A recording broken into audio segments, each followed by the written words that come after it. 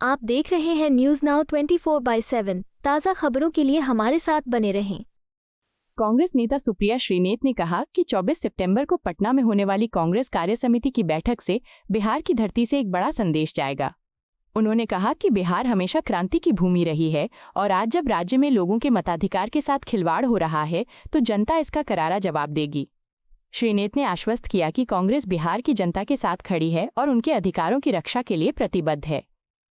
Meeting आप बैठक में आपको क्या एजेंडा होगा? देखिए, हर बैठक का संदेश होता है, हर बैठक का महत्व होता है। एक्सटेंडेड सीडब्ल्यूसी जिसमें सारे पीसीसीज, जिसमें सारे सीएलपीज, जिसमें तमाम वरिष्ठ नेता मौजूद रहेंगे, एक बड़ा संदेश बिहार से दिया जाएगा। बिहार तर्पण की भूमि है, बिहार तप की भूमि है, तपस्या की भूमि है, लेकिन बिहार क्रांति की भूमि भी है। बिहार वो भूमि है जिसने गांधी को महात्मा बनने के सफर का पहली शुरुआत की थी। बिहार वो भूमि है जिसने आजादी के आंदोलन में बढ़ चढ़ कर हिस्सा लिया था। और बिहार में जिस तरह से लोगों के वोट और मताधिकार के साथ खिलवाड़ किया जा रहा है, मुझे लगता है बिहार इसका दुरुस्त जवाब देगा।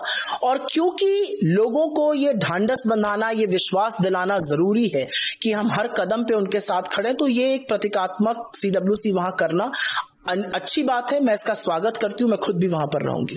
एक आखिरी सवाल, जब आप बात कर रहे हैं इसकी, तो एसआईआर की भी बात हो रही, चुनाव आयोग ने स्टेटमेंट भी इस बात की जारी करी कि 2002 या 2004 जो है ये बेस ईयर रखा जाएगा, क्योंकि इससे पहले एसआईआर पूरे देश में हुई थी।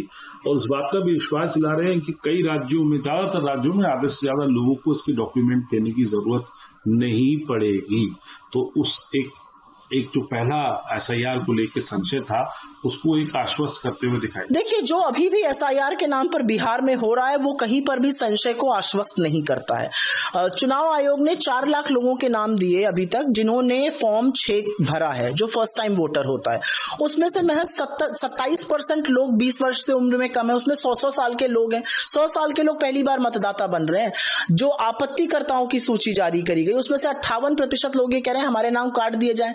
यही तो वो लोग थे 100% जिसको चुनाव आयोग कहता था इन्होंने फॉर्म भर दिया, मतलब बीएलओ ने बैठकर फॉर्म भरा था, मतलब वहां पे गलतियां थी, मतलब लोग अपने नाम कटवा रहे हैं। तो मुझे नहीं लगता कि कोई भी संशय, अभी तक संशय का समाधान हुआ है। मुझे नहीं लगता कि कोई आश्वासन अभी तक चुनाव आयोग दे पाया। चुनाव आयोग की मंशा पर, चुनाव आयोग की जो एक नियत है उस पर सवाल है, और वो नियत खोटी है।